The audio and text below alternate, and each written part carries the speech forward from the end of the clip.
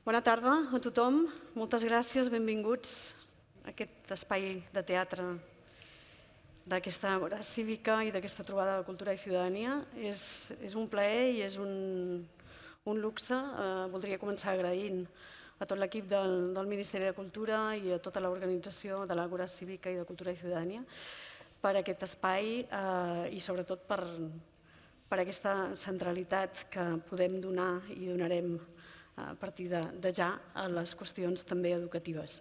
Venim d'una xerrada sobre economia, ara estàvem comentant que ha sigut provocadora, molt interessant, però venim a parlar ara d'educació, aquesta qüestió que aparentment està tan clarament lligada a la cultura que sempre sembla que sigui com molt obvi parlar d'aquest vincle entre educació i cultura, però que realment amb el canvi de mirada que impliquen els drets culturals crec que ha tingut la possibilitat de fer un pas endavant, de fer un salt qualitatiu important en clau de polítiques públiques i per això avui tindrem persones que des de la UNESCO, en el cas del Lázaro a Xile, des de Portugal, en el cas de la Sara Brighenti, o des de Bolívia, en el cas de l'Elvira Espejo, que es connectarà aviat, ens podran parlar del que està passant a nivell micro, però també a nivell macro, amb aquests vincles entre educació i cultura. Deia que hi ha hagut un canvi de mirada a partir del moment en què els drets culturals han entrat en el joc polític. El Pau ho ha explicat molt bé, això és recent, però està aquí per quedar-se. I aquest canvi de mirada que impliquen els drets culturals ha ajudat a entendre, jo crec que definitivament, que aquest vincle educació-cultura és indispensable. Per què? Doncs bàsicament perquè si parlem de participar a la vida cultural, l'Observació General número 21 de Nacions Unides diu clarament, quan desenvolupa què vol dir aquesta participació, que implica 3 nivells. Ho comentaven abans el Pau i el Justin. Hi ha un primer nivell que havíem treballat molt, que és el de la participació, si voleu, política, la qüestió del vot, la qüestió de les decisions, la qüestió de la ciutadania. Hi ha un altre nivell, que és el de l'accés, que està encara també per resoldre molts llocs, però que és un dels àmbits amb el que més hem avançat. Però hi ha un tercer nivell de la participació fonamental, que és el dret a aportar. És a dir, a dir, com deia Paulo Freire, la teva veu. Aprendre a llegir no és aprendre a desxifrar un text, és aprendre a dir la teva paraula. I crec que això és el que el paradigma de drets culturals aporta i permet que la vinculació amb l'educació sigui ara ja sí definitiva. Fins i tot estem en un punt en què la mateixa relatora pel dret especial a l'educació ha publicat un informe dient que cal considerar l'educació en si mateixa com un dret cultural. És a dir, que ja no podem seguir mantenint uns sistemes educatius que obvien les qüestions més bàsiques i fonamentals dels drets humans, que són aquests drets a la identitat, a dir la teva paraula, a ser qui ets, a gaudir de les arts, la ciència i la cultura i a participar d'aquesta vida cultural. És des d'aquesta mirada, doncs, des de la que intentarem que ens expliquin en primer lloc, cadascú des del seu àmbit d'experiència professional i jo crec que personal, com s'està avançant en aquest vincle educació-cultura, que a vegades es parla d'educació artística, a vegades d'educació artística i cultural, a vegades de creativitat i imaginació. Hi ha també molts conceptes al voltant d'aquestes idees, però és molt interessant escoltar-los ara per veure a nivell d'UNESCO i de les magnituds i els macromarcs d'educació artística, què és el que s'està dient en clau internacional, a nivell de Portugal, què implica un pla específic per a aquestes qüestions a nivell de país i, sobretot, també des de la mirada de l'Elvira, què vol dir aquesta educació artística i cultural que de veritat sigui una educació artística i cultural plantejada des de les realitats, des dels contextos, des de les identitats de cadascú de nosaltres i les nostres col·lectivitats. Començarem amb el Lázaro. UNESCO siempre gana. Adelante, Lázaro, gracias por estar aquí y cuéntanos cómo está avanzando el marco de educación artística y cómo está avanzando la UNESCO con todo esto. Vale, muchísimas gracias, Gemma, gracias a los organizadores por la invitación. Es un gran desafío compartir hoy en 10 minutos la complejidad de un marco de la UNESCO de educación artística y cultural, pero haré mi mayor esfuerzo, ¿verdad? Lo primero que tenemos que tener en cuenta es que la UNESCO es ese mecanismo que tenemos, que son los países, como bien comentó la relatora esta mañana, son los países en la UNESCO. O sea, la UNESCO no es una entelequia que está desconectada también de los mecanismos de exigibilidad dentro de los propios países, ¿verdad? Por lo tanto, también es la única plataforma con que contamos hoy para a nivel multilateral llegar a consensos y que esos consensos se traduzcan en compromisos específicos. La UNESCO, desde el punto de vista de educación y cultura, bueno, es el organismo multilateral que tiene el mandato de educación, cultura, ciencia e información, y desde ahí también podríamos decir que la dimensión educativa no solamente lo tienen específicamente referido a la educación artística y cultural, sino también que cada una de sus 6 convenciones y recomendaciones tienen una dimensión educativa, ya sea en patrimonio, en creatividad, etcétera, ¿no? Pero yo hoy me voy a referir muy brevemente a 2 instrumentos que tenemos. Un 2 instrumentos para la gobernanza, y esa va a ser un poco la orientación de mi charla. Espero que los traductores no estén sufriendo demasiado con mi cubano para aportar un poco a la diversidad lingüística de hoy.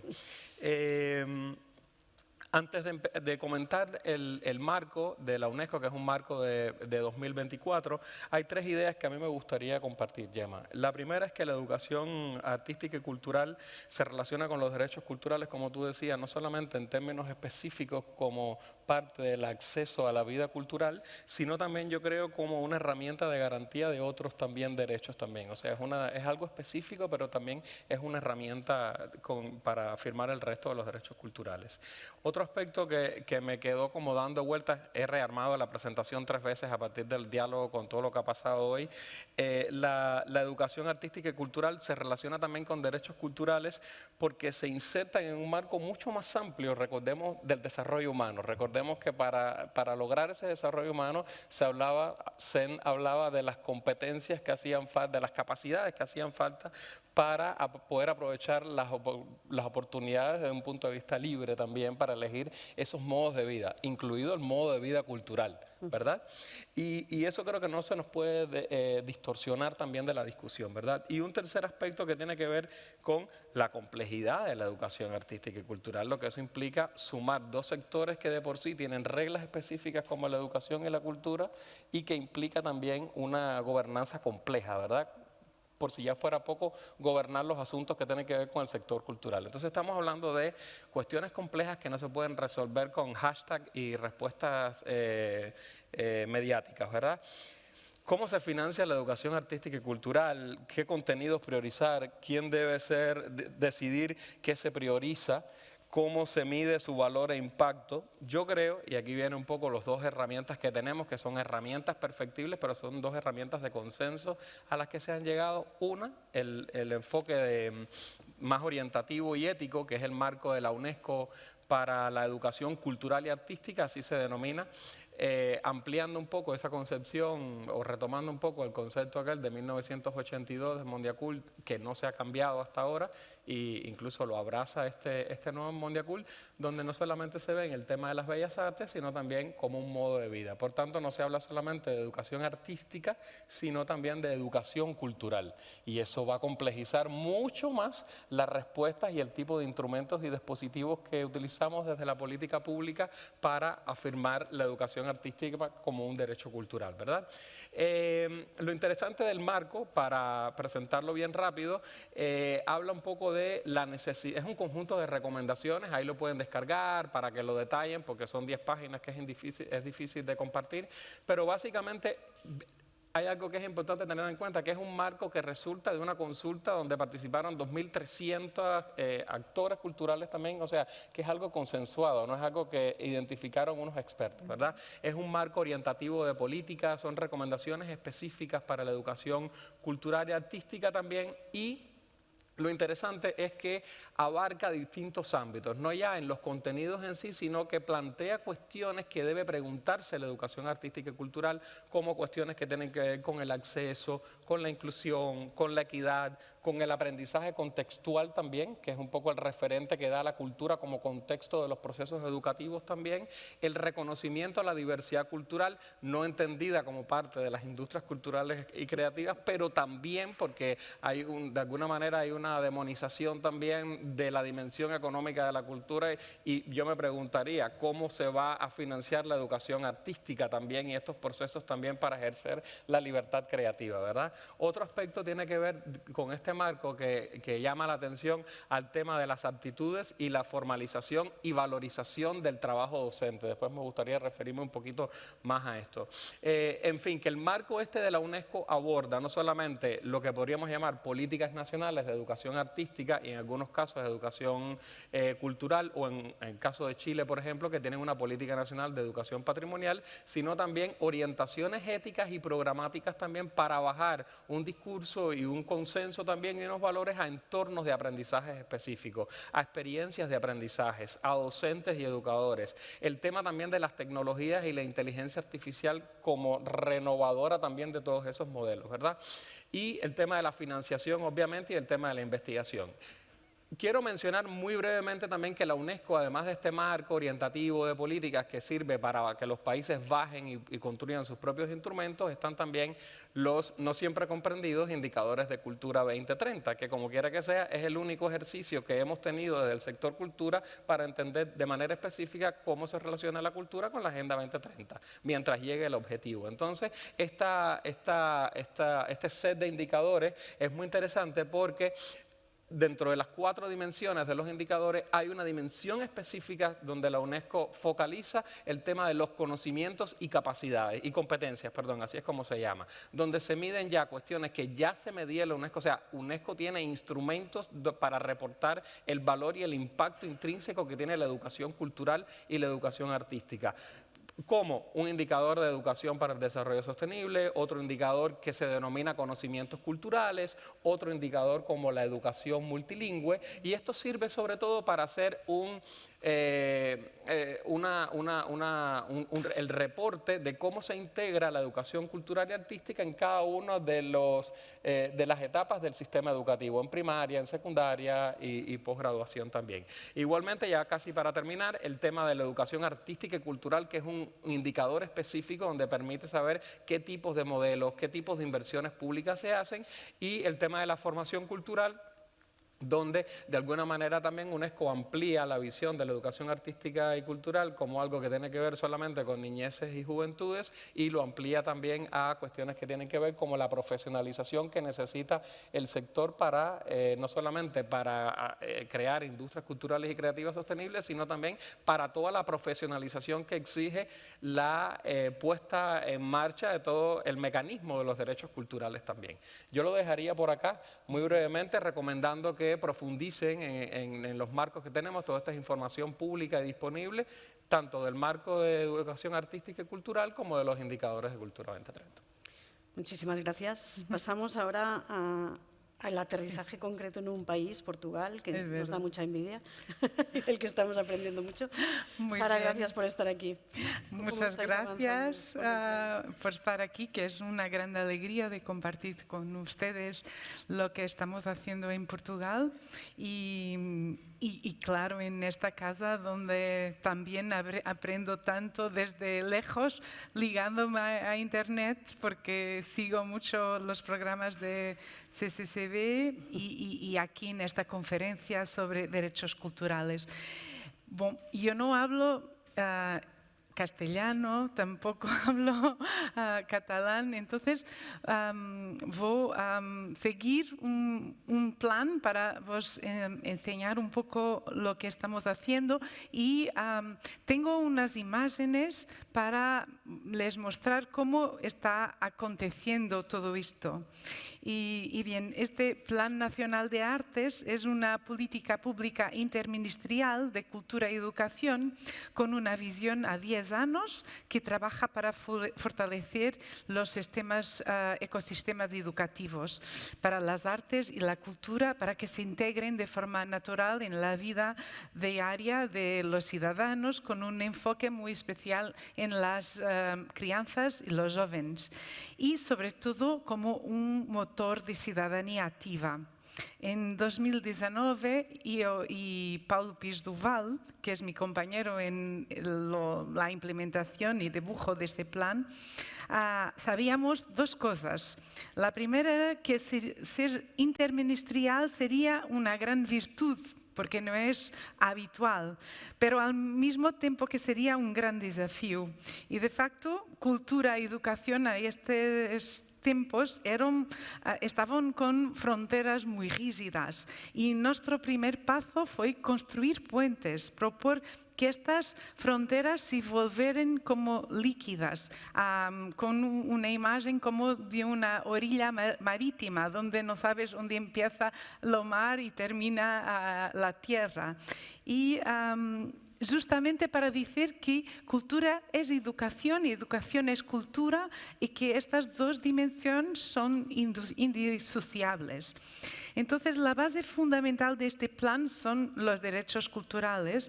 En cuanto a los ejes estratégicos, el plan apuesta por integrar las artes en la vida cotidiana, en los planos de estudio, fomentando el contacto continuo con las distintas expresiones artísticas y culturales en espacios de escuelas, en centros comunitarios, instituciones públicas, privadas. Y además impulsiona la formación y la capacitación de profesores, pero también de artistas, mediadores culturales, fortaleciendo entonces un repertorio cívico, crítico y creativo de todos al mismo tiempo. También destaca la importancia de la inclusión con el objetivo de corregir las desigualdades y garantizar que los niños y jóvenes puedan ejercer plenamente su ciudadanía cultural, su participación en cultura. Para ello promueve la colaboración mediante la creación de redes de socios y proyectos, e incluso a través de asociaciones del tercer sector, que siempre teniendo en cuenta la sustentabilidad cultural, ambiental y social. Y desde el inicio quisimos priorizar 4 aspectos que les voy a hablar un poquito más. Primero aspecto es la idea de que las escuelas son ya polos de cultura, y los centros culturales son centros, son espacios, territorios de educación. En segundo lugar, que tenemos que tener una visión sistémica para abordar todo esto. Tercero, que deberíamos intentar ser siempre descentralizados. Y por cuarto lugar, que la cultura se debe entender como una práctica viva. Una otra virtud de este plan fue asumirse desde el inicio como una propuesta inacabada, como una estructura abierta, deseable y desejada, que debería ser co-construida por todos. Las escuelas fueron invitadas a pensarse como pueblos culturales. No se trataba de sumar actividades, sino de elaborar un plan cultural coherente, capaz de responder a una pregunta muy simple, pero muy radical. ¿Cómo pueden la cultura y las artes transformar la escuela? ¿Cómo enfrentar las desigualdades dentro de la escuela a partir de esto? ¿Cómo puede la escuela responder a los grandes desafíos de nuestro tiempo, con todos los conflictos de racismo, de colonialidad, diversidad, inclusión, en fin? Dentro de las iniciativas del plan resalta un programa que se llama Indisciplinar la Escuela, que adopta una perspectiva transdisciplinaria para integrar las artes en lo currículo de una forma transversal. En este programa se desarrolla la formación y se ejecutan herramientas para potenciar el impacto social y educativo de la cultura. Tras 6 años de implementación, este plano se ha convertido como en un organismo muy vivo, en red, donde estamos todos muy conectados. Estamos trabajando ahora mismo con más de 70% de todas las escuelas en el país, desde los pequeñitos a los grandes. Y ahora mismo empezamos a trabajar con las universidades y el ensino superior. Generamos proyectos como la Bienal Cultura y Educación, que es como la única bienal que conocimos que es nacional y que es íntegramente dedicada a niños y jóvenes. Y en ella participan organizaciones de todo el país siguiendo los principios de democracia cultural y promoviendo proyectos que presentan nuevas formas de imaginar el futuro. Ya con los museos, los teatros, las bibliotecas, planteamos otras cuestiones. ¿Cómo integrar la educación en centro de su misión cultural? Las exposiciones, los espectáculos, las colecciones responden a las necesidades concretas de los públicos y de las personas que no son públicos. ¿Cómo pueden ampliar el ámbito de la participación cultural? ¿Cuáles serán los nuevos formatos y retos de este marco? Para este plan se implementó a partir de un trabajo muy serio con los mediadores, profesores, artistas, pero también investigadores y también artesanos y también familias, todos como agentes culturales y educativos que somos. Fue esta visión de sistema que abrió espacio a una nueva práctica que es interseccional, transformadora, pero más que todo es muy enraizada en la sociedad. Es que no es un plan para educación artística vocacional, pero una educación artística ciudadana que emancipe, que desarrolle conciencias críticas y también el bienestar. El plan es descentralizado, presente en contextos rurales y urbanos, centros y periferias. En estos años habíamos convertido este plan en un sistema neural que mucho hecho de historias y relaciones humanas. A nivel local promovemos el reconocimiento de patrimonios de proximidad, valorizando los saberes locales y las tradiciones. Y a nivel global, fomentando una conciencia cosmopolita para que las identidades no se cierren en sí mismas, sino que se transformen en pluralidades. Y lo hace entendiendo que la cultura no se eleva a los territorios, porque ya existe ahí en todos los territorios, y que el patrimonio es una materia viva. El patrimonio es una aventura, algo que heredamos, que cuestionamos, que recreamos y también que transmitimos, para que cada persona se reconozca como un agente cultural o, como gustamos de decir nosotros, un operador estético. Conscientes de que la tarea es infinita y que esta conciencia histórica, si auténtica y amplia, no genera nostalgia ni nacionalismos, sino que ayuda a derrubar muros y a cuestionar fronteras. Y por fin, la paradoja que a mi opinión es la más hermosa del plan, es que trabajando con metas muy ambiciosas, su principal meta es volverse irrelevante. Eso sería el gaudio.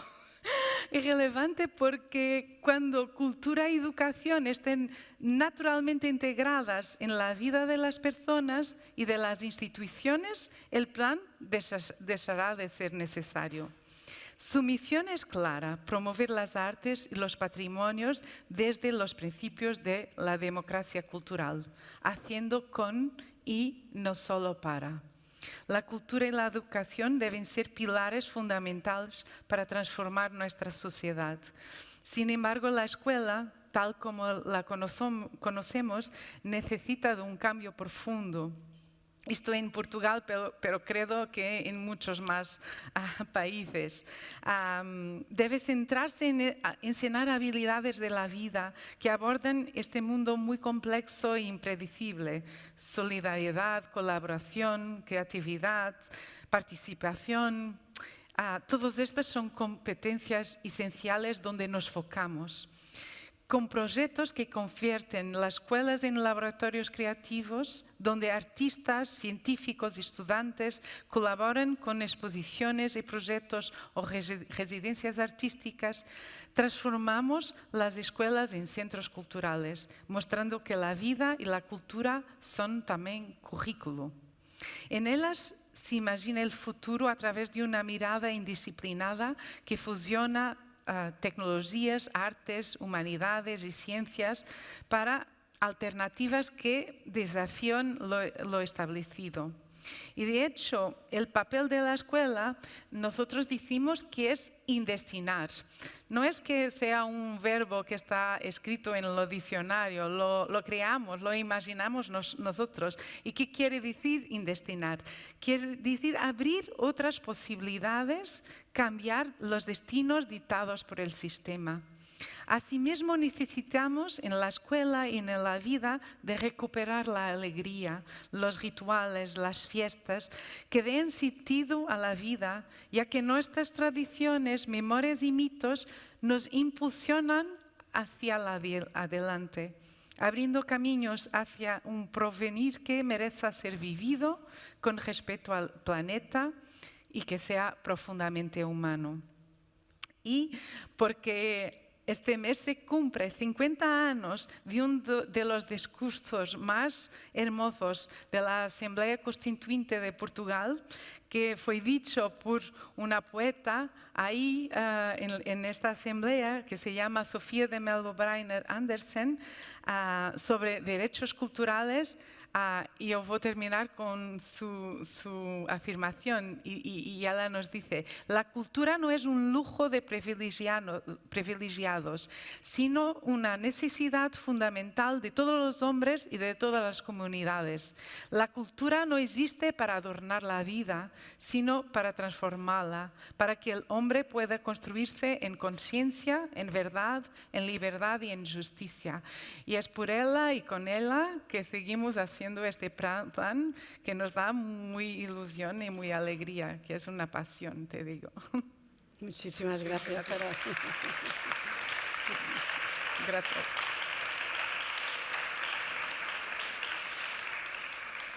Nos vamos ahora a Bolivia. Muchísimas gracias, Elvira, por estar ahí.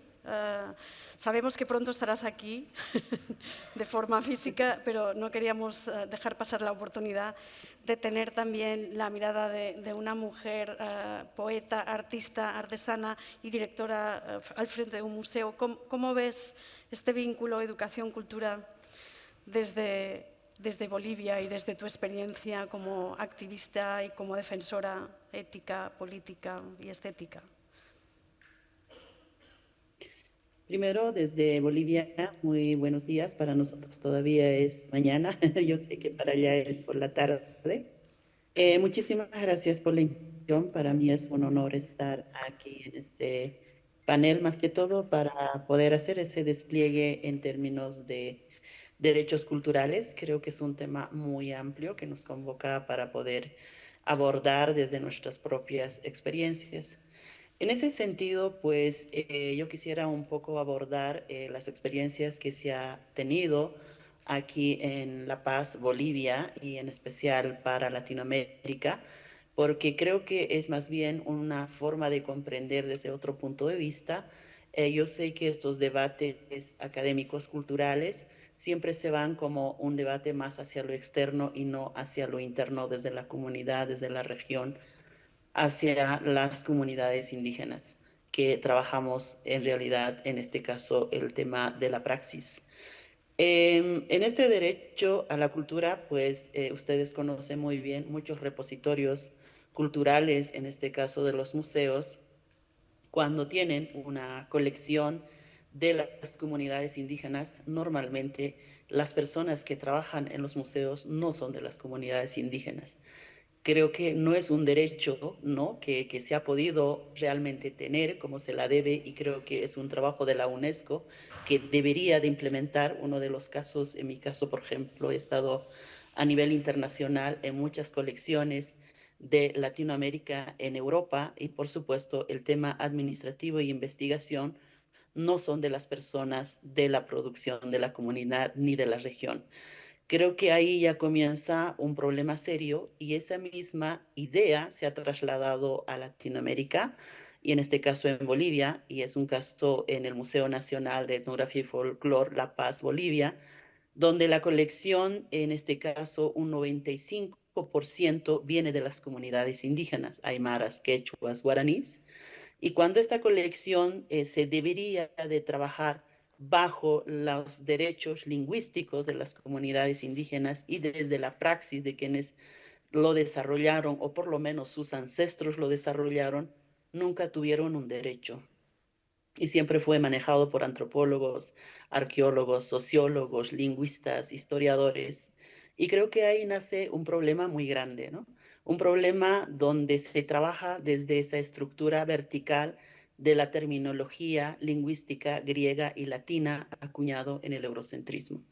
Entonces nosotros, en términos a un derecho a la cultura con un contenido que acerca a la filosofía de las propias comunidades, lo primero que hicimos como comunidad indígena, ya que trabajé con más de 900 tejedoras en diferentes comunidades, nuestro derecho a la integración cultural fue cuestionar la epistemología y la filosofía a través de la estructura lingüística. En ese sentido, ha sido bastante interesante. Una de las últimos trabajos ha sido con este término, que el tema de la domesticación, un tema que nos convoca a todos a pensar, porque muchos de los estudiosos académicos utilizan que la domesticación, el hombre domina en todo sentido, y ese tema de la domesticación está en todos los textos. Y creo que cuando nosotros nos preguntamos en las comunidades, la terminología lingüística nos ofrece otra entrada, como por ejemplo la crianza mutua, que es por ejemplo en Aymara Uiwaña, que quiere decir crianza mutua, también Uiway en quechua, crianza mutua, y en guaraní, ñandereco, crianza mutua. Estamos hablando de tres poblaciones indígenas que hacen la crianza mutua. Y eso no solamente aplica en temas, por ejemplo, como el tema de la siembra y cosecha, que es el tema de la producción, ¿no? Que la planta se domestica y los animales se domestican, sino más bien a los bienes culturales, la crianza de un bien cultural, de una colección, de una obra de arte. ¿Cuáles son los procesos y procedimientos para poder elaborar un bien cultural en este caso? Y cuando hacemos este despliegue de la crianza, de hacer con las manos, con los ojos, con el cuerpo, con el espacio, con el territorio, pues hay una filosofía de conectividad. Y ya no estaríamos hablando de esa belleza superficial descriptiva de los años 60, 70, 80, que nos ha llevado a negar a nuestra propia cultura y generar esta monocultura a nivel mundial, y simplemente ser consumistas sin responsabilidad. Eso es una mala integración de la cultura que nosotros no los hemos cuestionado. Y creo que desde ese punto de vista, pues en Bolivia justamente hemos trabajado en la profundización. ¿Cuáles son las estructuras lingüísticas que nos ofrecen para repensar esta filosofía y cómo podríamos integrarlos? Creo que es un trabajo arduo que se tiene que reflexionar a nivel internacional, cómo integramos a nivel administrativo a las comunidades productoras, en este caso en términos administrativos a los museos, a los centros culturales, que en muchos casos no están. Simplemente se los toma que bonito, qué lindo trabajo se tiene como en términos artesanales. Pero también la cultura desarrolla la ciencia y la tecnología. Y en este caso, por ejemplo, cuando hablamos del textil, ellos desarrollan la reacción química de análisis de las plantas y los minerales que se alían para poder ir a un hilo. Y eso es pura ciencia y tecnología, pero en muchos casos lo ignoramos porque la gente o los académicos dedicaron mucho a la belleza superficial de la descriptiva. Entonces creo que hay mucha autorreflexión para poder integrar. En ese sentido, el Museo Nacional de Etnografía y Folclore ha comenzado a trabajar en el despliegue de poder integrar las terminologías lingüísticas de las propias comunidades indígenas. Y esta integración, cuando se hace la recuperación de la estructura, de la técnica, el color, el formato de la colección en términos arqueológicos, en términos históricos y en términos etnográficos, ayuda a la sociedad a recuperar ciertas memorias. Y eso es una integración educativa que nosotros hemos podido implementar. Por ejemplo, el Museo Portátil. El Museo Portátil tiene una exposición que se va de área urbana concentrada, porque los museos siempre están en las ciudades grandes y casi no llega a las comunidades indígenas. Entonces, lo que se ha hecho es hacer este museo portátil para poder llevar a las comunidades, y luego la memoria viva pues nos integra a recuperar y poder reconstruirlo y integrarlo de la mejor manera. Desde ahí comenzamos a trabajar las réplicas de las obras que han desaparecido. Y este derecho a la educación, pues en la mayor parte de los museos a nivel mundial no están. Solamente se las toma como discursos. Y creo que no solamente necesitamos el discurso, sino necesitamos el tema práctico de cómo integramos en un bienestar desde varios puntos de vista, porque la cultura es ciencia, es cultura, identidad, es lenguaje, es epistemología, es filosofía, es economía, una interconectividad íntegro y bien amplio. Entonces, creo que hay mucho para poder comprender y entender, y en ese sentido, pues nosotros lo hemos tomado un gran desafío. Otro de los casos más interesantes es el tema de la investigación académica para el tema de la conservación, preservación, también para el tema de la exposición, que son las curadurías, por ejemplo. Cuando hablamos de la investigación, pues la mayor parte de la parte académica han ido a las comunidades indígenas a extraer el conocimiento. Y cuando extrae el conocimiento, pues nosotros como comunidades indígenas de la praxis ni siquiera hemos sido coautores, simplemente hemos sido informantes. Y eso en esta altura del pleno siglo XXI no debería de ver eso, debería de ser coautor, porque quien ha dado la información es la praxis, la persona que ha dado la información de cómo hacer al bien cultural. Entonces, creo que en ese sentido nosotros hemos abierto los catálogos, ya no corresponde a un curador, a un investigador, sino más bien el 50% del investigador académico y un 50% de la praxis, quien lo hace, son coautores de esta integración, digamos, del trabajo. Entonces, creo que son estos nuevos replanteamientos para un respeto mutuo del ser humano, que todos conocemos algo y no es así como hay estas superioridades de jerarquización que en muchos casos ha negado la voz propia de las comunidades indígenas. Y creo que es interesante poder abordar estos temas para una buena construcción en términos de derechos culturales y también a la educación equilibrada según las comunidades, como lo comprenden cada territorio en su espacio donde habitan. Eso sería mi opinión. Gracias. Muchísimas gracias.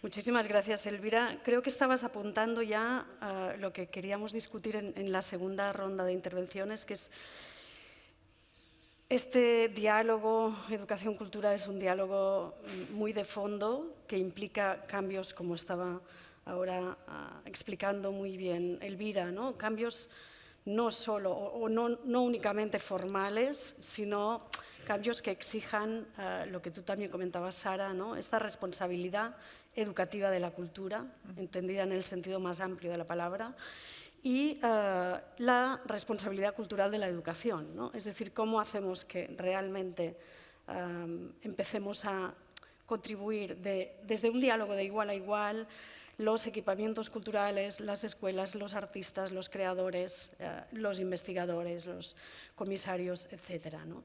Yo quería haceros unas preguntas rápidas, porque normalmente hablamos mucho de las buenas prácticas. Yo quería preguntaros por las malas prácticas. ¿Qué es lo que no es educación artística y cultural en el buen sentido de la palabra? Es decir, ¿dónde no hay que caer? Bueno, pensando un poco en esas barreras, esos obstáculos que puede tener también a la hora de abordar la educación artística y cultural, yo creo que yo identificaría tres al menos que para mí me parece que pueden afectar el cambio estructural que necesita la educación artística y cultural para que sea sostenible. Y la primera, no solamente por la posición desde la cual hablo hoy desde la UNESCO, sino también porque creo que en 80 años el multilateralismo y la UNESCO ha sido el único mecanismo eficaz que hemos conocido hasta hoy para lograr consensos de una manera respetuosa, de una manera sostenible y de una manera vinculante en el caso de cultura con las convenciones de la UNESCO. Entonces yo creo que una primera amenaza es la creciente campaña de ataque al multilateralismo como la vía para hacer consensos y resolver conflictos y unir recursos y talentos. La educación cultural y artística, aunque se haga en el microespacio, aunque se haga en las regiones, aunque se haga en los espacios más diversos, necesita el multilateralismo. Y necesita el multilateralismo para lograr consensos conceptuales y éticos más precisos sobre, no solamente educación artística, que lo tenemos quizás un poquito más claro, educación cultural. Exacto. O sea, ¿qué implica eso? Cuando tenemos un plan nacional de derechos culturales, implica todo un área también de nuevas competencias que hay que aprender también para implementar qué significan la cultura como bien público, los derechos culturales. Entonces yo creo que hay una cuestión importante donde creo que sería irracional pensar que no es a través del multilateralismo como espacio de negociación de los conflictos que podemos lograr esos consensos. Pero también, no solamente esto es a nivel de documentos que parecen en teoría, etcétera, es que esos documentos son vinculantes también y comprometen a los estados para que después puedan aterrizar o despegar, no sé qué metáfora utilizar en ese sentido, estas políticas también, porque esos compromisos se traducen en que se siente un ministro de Educación con el de Cultura a hablar estas cosas, se financia de manera específica con etiquetados y glosas específicas en los presupuestos, haya mecanismos también de certificación de competencias, etcétera. Entonces necesitamos el multilateralismo para ese tipo de cosas también, ¿verdad? Y me gusta mucho la metáfora del Elvira de la crianza mutua. Al final, la UNESCO ha sido un mecanismo también, una plataforma para la crianza mutua de consensos, de construcción de instrumentos, etcétera, ¿verdad? En sus 80 años, creo y siempre perfectible, ¿no? Y otro aspecto que dentro de esas amenazas o barreras sería la complejidad insisto, de juntar dos sectores como el de educación y cultura que de por sí son complejos. Entonces creo que ahí hay buenas experiencias también. El marco de la UNESCO no solamente se queda en una orientación ética, sino también invita a los países en su autonomía y su derecho soberano también a que implementen guías operativas de cómo darle seguimiento a eso, a la manera en que los países lo definan también. Y por ejemplo, en el caso de Chile, ya que vengo de la oficina de Santiago de Chile, utilizaron el marco de gestión, el marco de educación cultural y artística para acompañar un proceso de discusión del país para construir su política nacional de educación artística y una política nacional de educación patrimonial. Entonces ya ahí vemos dos instrumentos que le dan seguimiento y que tienen una aplicación de ese marco, pero que al mismo tiempo esto no queda en la política, sino también que ha habido un proceso de construcción de una mesa pluriactores también con más de 20 actores que sin llamado de la UNESCO de la Semana de Educación Artística no se hubieran reunido también en ese sentido. Entonces, esos son algunos de los valores que yo identifico también que puede tener la UNESCO también en ese sentido. Y un tercer aspecto, muy brevemente, porque son temas muy complejos, es el tema de la especificidad. Insisto, ¿cuáles son los ámbitos y cómo medimos lo que abarca la educación cultural? Lo dejo ahí. Difícil pregunta. Sí, de facto que es una buena cuestión y yo defiendo que hay muchísimas respuestas, ¿no? Y por eso tenemos que trabajar desde múltiples perspectivas. Bien, esta cuestión es muy importante porque nos hace pensar sobre los obstáculos y nosotros en estos 6 años, claro, los podemos identificar muy bien y yo quiso encontrar como 3 ideas pero todas tienen en común la dificultad de cambiar, de hacer transformaciones, y la otra obstáculo común sería la dificultad de responder a contextos de lo presente, los contextos de hoy. Entonces, la primera barrera lo llamo de barrera cultural. Las instituciones, sean escuelas o equipamientos de cultura, muchas veces siguen siendo muy encerradas en sí propias, centradas en sus procesos internos, aferradas a patrones y a códigos que nos parecen casi inalterables.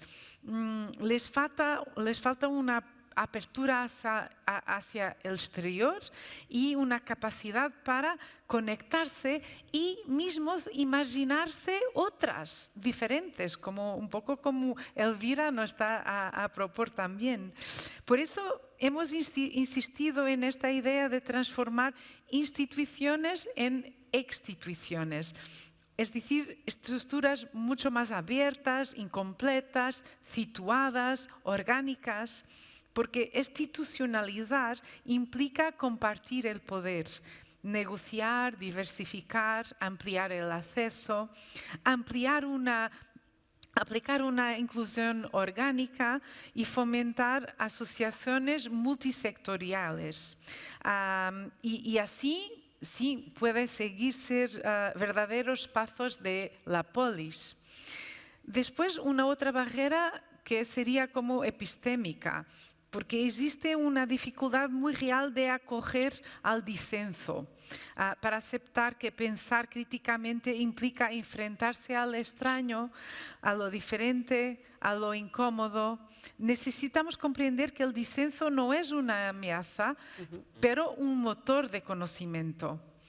Y por último, una barrera pedagógica que nos muestra que la educación sigue estando muy enraizada en modelos autoritarios, reproductivos, unidireccionales, que están fundados en una idea más do que educación de instrucción. Pero la educación debe ser un espacio seguro que genere y que prepare para lidiar con la diversidad y sobre todo con la metáfora. Y aquí poniendo la poesía al centro, esta capacidad de nos ligarnos con los imaginarios y con las múltiples visiones que la metáfora nos trae. En este sentido, cabe destacar que las artes son un terreno común para transformar las escuelas en lugares de proceso, precisamente porque no son una materia que se dice, pero son una materia que se hace. Aquí también conectando un poco con lo que Elvira ha dicho. Son experiencia y prácticas vivas, y es precisamente eso que desafía los modelos tradicionales de enseñanza. Entonces, estos tres obstáculos se traducen en problemas que son muy concretos, en lo terreno, en lo que encontramos. Tenemos una escuela todavía demasiado racionalizada, que marginaliza el cuerpo, los afectos y mismo la autonomía. Tenemos currículos excesivamente homogéneos y disciplinas fragmentadas que no permiten comprender la complejidad del mundo, que no dan respuestas a los jóvenes sobre esta complejidad, y tenemos una tendencia persistente de tratar la cultura y las artes ora como un ornamento, ora como un instrumento. Pero si invertimos la perspectiva y tratamos la cultura y las artes no como un accesorio, sino como pilares de educación, estaremos trabajando con perspectivas críticas y, más que todo, emancipadoras. Estaremos ascendiendo llamas, lo que, claro, no está exento de riesgos, porque la cultura es un tema muy sensible y porque es la materia de identidad. Entonces hay que saber tratarla también. Ahora creo que la pregunta que es realmente urgente es cómo integrar las culturas y los patrimonios a la educación formal y dentro del currículo, cómo enseñar las artes sabiendo que son un tema candente y muy indisciplinado, o sin caer especialmente en la tentación de encerrarlas en moldes, de categorizarlas. A la inversa, sabemos que las artes pueden ofrecer algo que es fundamental y que está más allá del desarrollo de competencias, que es generar sentimientos de pertenencia o incluir a todos, mismo los más vulnerables. Y las artes tienen este poder de abrir múltiples lenguajes, de despertar inteligencias diversas y de enseñarnos el valor del tiempo sin utilidad, el placer del lúdico, el juego, la fiesta. A las escuelas les falta mucho esto de la alegría. Y en este tiempo que es de incertidumbres y de conflictos, que está muy obsesionado con eficiencia y utilitarismo, esta subversión es determinante. Nosotros decimos que necesitamos de desequilibrar para reequilibrar. Por lo tanto, las prácticas artísticas y culturales pueden renovar las instituciones y los procesos pedagógicos, siempre y cuando no se instrumentalizan y siempre y cuando no se intente domesticarlas. Solo así podemos afirmar la fuerza plástica de la vida, el placer desinteresado de la belleza, que nos hace mucha falta, la libertad de experimentar, el valor del error y la alegría de aprender. Pero este es un camino que para alcanzar no es fácil. Hay todo un montón de obstáculos que los nombré al principio, y que no tiene un sentido único, pero sí, pero que tenemos que hacerlo juntos, ¿no? Totalmente. Elvira, desde Bolivia, esta domesticación de la que hablabas tú, ¿no? ¿Cómo cambiamos desde la cultura estos conceptos? ¿Cómo aportamos tanta riqueza detrás de las lenguas, detrás de las palabras que ha quedado fuera de los sistemas educativos? ¿Qué es lo que estamos haciendo mal? ¿Qué es lo que podemos mejorar? Ay, no se escucha. No se escucha ahora. A lo mejor tienes... Perdón, Ahora. perdón, está el micrófono. Yo creo que una de las alternativas justamente es pensar del tema de la educación del patrimonio que se integre, ¿no? Patrimonio y cultura y educación, que se integre a las mallas curriculares educativas. Creo que no hemos sido suficientemente, digamos, amplios en que los centros educativos verticales, en este caso las escuelas, colegios y universidades, sigue una malla curricular muchas veces no actualizadas, que son normalmente que tienen, no sé, 10, 20 años, y ese problema de no poder integrarlo, por ejemplo, el tema del derecho lingüístico, digamos, en las lenguas originarias, el tema del acceso al patrimonio a nivel internacional. Por ejemplo, hay colecciones en Europa desde el sur, ¿no? Y no tenemos un acceso para las tejedoras o tejedores o ceramistas que puedan integrarlo. O tampoco hay un derecho de conocer el sistema administrativo del patrimonio cultural en los centros educativos de colegios, escuelas y universidades. Y para eso, pues necesitamos el trabajo ya, ¿no? En este caso, resultados como ejemplos para poder integrarlo y poder realmente conectar el conocimiento de la praxis. Creo que hay un vacío muy grande en este tema, ¿no? De poder conectarlo, porque el sistema educativo, pues no hay que olvidar, sigue con esta verticalidad que no lo ha integrado muy bien. Por ejemplo, uno de los casos en mi comunidad es algo bien interesante, que sigue con ese sistema de blanqueamiento, ¿no? Con ese sistema de mirar a lo externo como si fuera algo excepcional y revalorizar su propia cultura y su propia identidad, que a mí me ha pasado cuando yo tuve que formarme, pues me quisieron quitar la ropa, porque si yo visto de una ropa tradicional cultural, pues no eres un profesional. Cuando hablo la lengua indígena, pues no, tienes que hablar inglés, ¿no? Y creo que estos problemas que existen en toda América Latina, en especial en las comunidades indígenas, pues está generando a una pérdida de conocimientos, en este caso del patrimonio cultural a nivel internacional en términos arqueológicos, históricos y etnográficos contemporáneos y modernos, y la misma jerarquización de la verticalidad, de que hay esta gran separación, ¿no? De que las cosas que se hacen en las comunidades no son obras de arte, sino son artesanías. Y no es así, más bien son obras de arte porque son excepcionales. Eso no se hace en todo el mundo y menos se hace a la máquina. Entonces creo que necesitamos reflexionar y conectar este puente de cómo poder integrarlo y el sistema educativo, cómo podría tener esa integración desde lo local, lo regional, lo nacional, incluso lo internacional. Si estamos hablando de textil, por ejemplo, yo podría hablar de mi comunidad, en este caso de mi pueblo, también se puede hablar a nivel Latinoamérica o Mesoamérica y también se puede hablar a nivel internacional, conociendo por países y continentes como el Asia, Oceanía, qué diferencias y variedades hay. Creo que no ha sido suficiente el tema de la educación de interconectar los conocimientos en distintos territorios y regiones que se puede comprender, sino más bien un aislamiento tratando de entender desde esa verticalidad de que no interconecta y sufrimos estos problemas serios de que no hay un acceso a una educación amplia y también a una educación integrada, ¿no? Entonces creo que son temas que hay que tocarlo. Yo siempre hablo desde ese pensamiento epistémico y filosófico, el derecho a la filosofía desde las terminologías lingüísticas que nos ofrecen en diferentes territorios, así como las colecciones de bienes culturales, nos podría ofrecer esa variedad de ciencia y tecnología como se ha desarrollado, y esto qué placer genera en la sociedad entera, en todo el mundo.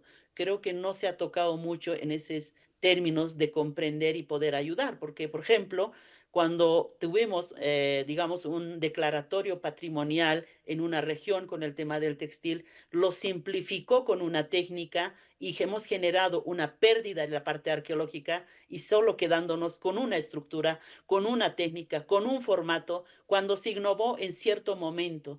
Entonces creo que más bien ampliar y poder decir la recuperación y la regeneración y la recreatividad de cómo se integra al tema educativo, creo que hay muchos como espacios de debate para poder hacerlo, digamos, esa conexión de educación y sociedad con amplitud. Y creo que esa amplitud nos va a convocar a poder generar, digamos, a una integración de la diversidad de los pensamientos y conocimientos de todos los espacios que requieren integrarse. Totalmente de acuerdo, ¿no? El poder de la palabra, el poder de los lenguajes artísticos, de la música, del textil, que nos permiten ser a la vez, ¿no? Desde nuestra realidad más aterrizada y más contextualizada, pero a la vez entendernos con este multilateralismo del que hablaba Lázaro, ¿no? Con este mundo global y con esta indestinación de la que hablaba Sara, que es con esta posibilidad de abrir nuevos espacios, ¿no? Yo tenía otra pregunta, pero quiero dejar espacio para que la gente pueda hacer preguntas, porque es un lujo teneros aquí. Así que, si os parece, tenemos 5 minutos todavía, 10 minutos, para que habléis vosotras y preguntéis. Yo no veo nada, o sea, que me tenéis que ayudar. Ahí hay una palabra.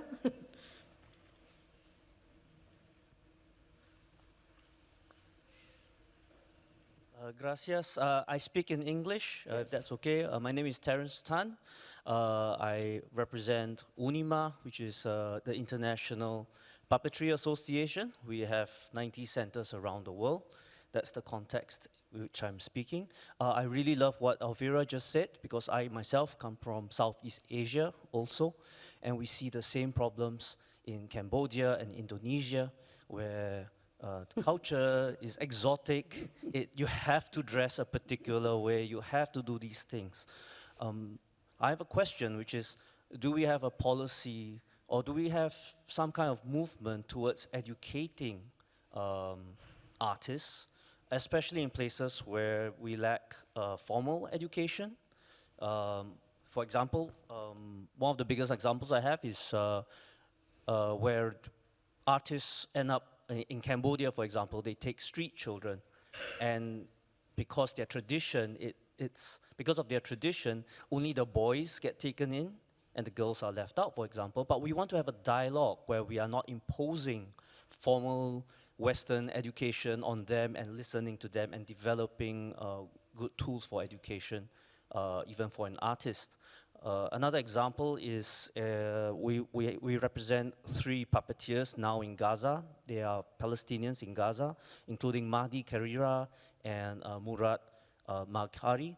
And they end up becoming the teachers in a place of conflict. And how do we help educate them to still speak of not even justice, but just fairness and equality, and how to teach, how to be right to each other even in such a crisis. So are there any tools for such artists to be good educators as well? And that's my question. Thank you. Yeah. Thank you. ¿Quieres contestar? Sí, bueno, todo lo que tiene que ver también, incluso ahora más con lo de la inteligencia artificial, con el tema de la apropiación cultural, o sea, son temas muy complejos de cómo se enseña a evitar la apropiación intercultural, cómo se piensan los patrones de género alrededor de la producción cultural tradicional, estas cuestiones también que tienen que ver con el tema de la uniformidad también que va a traer la inteligencia artificial y la respuesta que se da también en tema de diversidad cultural. Para eso la UNESCO tiene, desde el punto de vista de la diversidad y de la protección de las industrias culturales, por ejemplo, que fue el mecanismo que se resolvió en su momento, la dignidad que existe también para que esas expresiones culturales, cada pueblo tenga derecho también a, digamos, a ponerlas en valor a través de las industrias y a través de los procesos culturales también. Y eso tiene que ver mucho también con las maneras también en porque para que un patrimonio cultural se perviva, sea sostenible, tenga un sentido para las personas, porque recuerden que el concepto de la UNESCO sobre todo tiene que ver con el sentido que tiene el patrimonio para las personas y esa apropiación, los mecanismos, como tú decías, son diversos también en dónde se enseña, dónde se aprende y hay una complejidad alrededor también de cómo no lo folclorizas, no lo tipificas, no lo esencializas, como decía Elvira también, no lo simplificas desde los patrones occidentales también. La UNESCO tiene, bueno, todas estas convenciones que no solamente tienen que ver con las industrias culturales y creativas, que lo que protegen, entre otras cosas, es el valor a la existencia de las identidades en su diversidad, sino también la Convención de 2003 sobre Patrimonio Cultural Inmaterial, que justamente lo que pone en valor son no objetos específicos reducidos, sino también las prácticas sociales que llevan a que ese objeto tenga un sentido y un valor que haría que los países se comprometan a protegerlo a través incluso también de la educación artística. Claro, sí, Por eso es que hay algunos países que han diseñado cuestiones específicas como educación patrimonial, ¿verdad? Porque esto implica no solamente la instrucción para las fiestas típicas, sino también la construcción de prácticas que siguen también, porque recuerden que el patrimonio cultural es algo vivo. Por eso esa convención se llama Patrimonio Vivo. Es algo que tiene que estarse repensando también y sobre todo las nuevas generaciones, incluidos los artistas y las industrias culturales y creativas, y tendrá que aprenderlo los modelos de inteligencia artificial, también tienen que respetar también esa trazabilidad, porque la trazabilidad de la cultura es la explicación de lo que somos como seres humanos y lo que hemos sido también en la diferencia, y esa diferencia, como la dan los sabores, la dan las denominaciones de origen también, en esas denominaciones de origen también, y las denominaciones de destino también, porque la cultura, al ser algo vivo también, no es solamente lo que se esencializó y se identificó, sino también como la globalización, la complejidad, las tecnologías, en fin. La buena noticia es que Mondiacult yo creo que ha dimensionado la dimensión política y ciudadana y la complejidad de estos problemas. No es suficiente porque son temas complejos también. Nadie entiende cómo está funcionando la inteligencia artificial en el fondo y las implicaciones que tiene para el patrimonio cultural, para las industrias culturales y creativas. Pero yo creo que estamos lentos, pero estamos en el camino hacia cómo pensar estas cuestiones también y abordarlas también. Y la educación artística tiene un rol. Totalmente. Del mismo modo que tiene un rol en esta posibilidad de una convivencia pacífica, ¿no? Estábamos hablando ahora con las compañeras que están en la mesa de paz y decíamos, tendríamos que juntar las mesas, ¿no? de una educación artística, cultural comprometida con los temas de no violencia y con los temas de convivencia pacífica, ¿no? No sé si hay alguna otra pregunta o querías tú aportar algo, Sara. Lo digo para facilitar más participaciones. Aquí. Hola, Paola de Ecuador, y es un comentario para Elvira, ¿no? Hace poco leí tu ensayo de la crianza mutua de las artes, y viniendo yo también de un pueblo andino, ¿no? Entiendo esa integralidad o esa perspectiva ecosistémica de la que hablas, cuando, por ejemplo, en los pueblos andinos nosotros, para coger un poco de arcilla, ¿no? Pedimos permiso a la tierra, ¿no? Y esa arcilla es ya parte, ¿no? De todo un sistema integral que luego con el cuerpo, a través de las manos, ¿no? Se va a volver una cerámica, una vasija, y esa vasija luego va a ser la contenedora de unos alimentos, ¿no? Que nosotros vamos a consumir, y hay este laini, ¿no? Del que hablas, Elvira. Y todo eso que nos permitiría ahora, en medio de todos los discursos de preocupación por el cambio climático, por ejemplo, ¿no? Esa perspectiva de nuestros pueblos andinos podría servir en la educación artística para poder cambiar esa relación, ¿no? De persona-naturaleza, o esa división que existe desde la perspectiva occidental sujeto-naturaleza. Entonces, claro, yo quería preguntarte ahí, uno, por la capacidad de incidencia y transformación que esa perspectiva, que es finalmente epistemológica, puede tener en los currículums educativos, porque creo que tú lo puedes implementar desde un museo, que es un micromundo, ¿no? En tus programas educativos, pero luego eso, llevarlo a una política, a veces es súper complicado. Y luego lo otro también está cuando decías, las personas de las comunidades tienen que participar en la investigación, en la gestión de esas colecciones, ¿no? También es un tema complicado porque muchas de estas personas no han accedido a una educación, no tienen un título profesional, y es muy difícil en términos mismo administrativos, de contratación, etcétera, poder incorporarlas. Y no sé, ¿cómo haces ahí para sortear todo eso? Porque probablemente hay que buscar ahí una pequeña grieta para poder lograr eso, pero es muy difícil a veces implementarlo ya en términos macro, ¿no? Muy bien, pues Elvira y luego Sara, si queréis, y cerramos porque ya es hora, me sabe mal. Sí, yo creo que es una de las preguntas más importantes, ¿no? En este caso, por ejemplo, cómo se integra este sistema, digamos, ¿no? De aquellas personas que no han tenido acceso a la educación, ¿no? Nosotros hemos implementado desde el área investigativa, más que todo, por ejemplo, cuando el académico va, digamos, en este caso desde el museo, puede ser un curador o puede ser las personas que estén coordinando el trabajo, que integren como coautores, ¿no? Entonces eso se conversa en la lengua. Lo bueno es que yo hablo las dos lenguas, ¿no? Hablo aymara y quechua, entonces no soy una persona que voy a ir a consultar, sino podemos debatir igual, ¿no? En la lengua. Y creo que eso ha faltado mucho. Creo que el tema, digamos, del sistema estructural en términos de toda la estructura administrativa no ha integrado muchas veces a las lenguas originarias, que es muy importante, digamos, en este caso, para poder integrarlo el conocimiento conjunto. En muchos casos han sido separados, ¿no? Es como decir, yo ir a Inglaterra, no hablar el inglés, no poder comunicarme bien, pero a través de un medio que sea, digamos, la lengua francesa, trato de comprender. Por supuesto que me caigo, digamos, en una descripción de la belleza superficial, lo que captará la retina de mi ojo, pero no el acervo, digamos, de la filosofía y la epistemología, de cómo comprender estas lecturas profundas. Entonces, creo que estos debates va más allá, ¿no? De la parte administrativa, no solamente la integración en términos administrativos a la revalorización, porque también viví en carne propia, ¿no? Como por ejemplo, vos no eres doctorada ni licenciada y no te puedo pagar el mismo monto, eres un artesano, eres de una comunidad, no tienes nada. Pero por la maestranza a lo largo del tiempo que tiene, nosotros tenemos un programa en el museo que lo estamos trabajando, se llama Grandes Maestros y Maestras de Nuestras Propias Raíces, porque son personas que han pasado de una generación a otra generación en el aprendizaje. Este catálogo que se desarrolla, incluso la investigación de cómo la persona ha podido aprender de sus abuelos y de sus ancestros, automáticamente es autor y coautor del libro, y una vez que firma, digamos, la producción, ¿qué es lo que va a pasar? Esto se puede invitar en las universidades como una maestra más que pueda dictar y pueda pagarse al nivel de los otros. El problema es que eso no se está haciendo en los otros países o en los otros museos, en otros repositorios.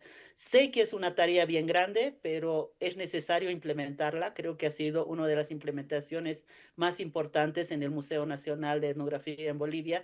Y eso justamente nace porque yo fui discriminada a nivel internacional de esta forma y de esa manera, ¿no? En muchos casos, para una enseñanza, para una charla o para poder descifrar alguna información, pues te tratan sin fondos, sin nada, ¿no? Entonces creo que en respetos mutuos necesitamos tratarlos como se lo debe, como cualquier otro profesional.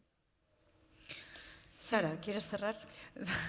Pero muy rápidamente, porque esta cuestión de los artistas y los enseñantes en la escuela o en museo,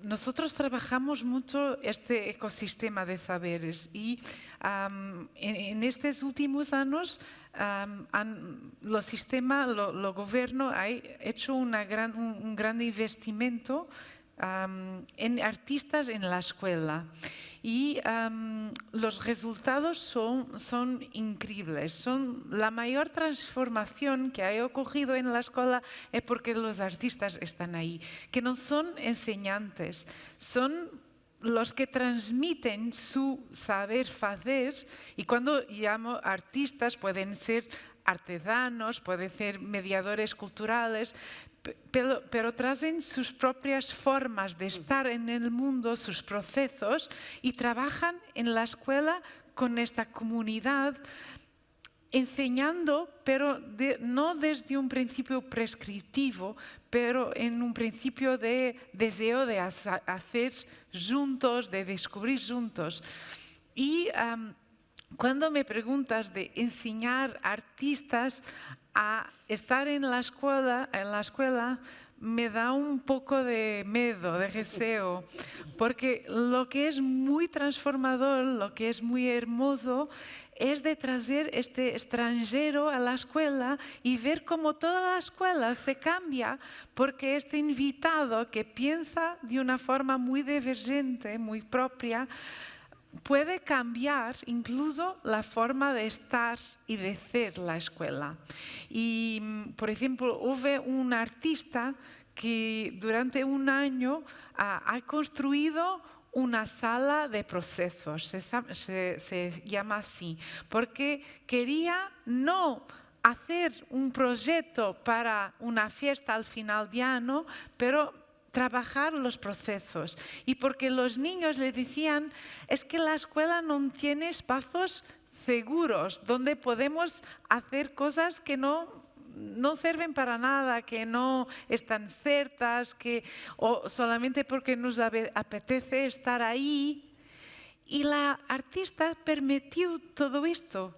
Y los profesores decían, si vamos a poner muchos materiales, van a romper los materiales, ¿sí? Romper.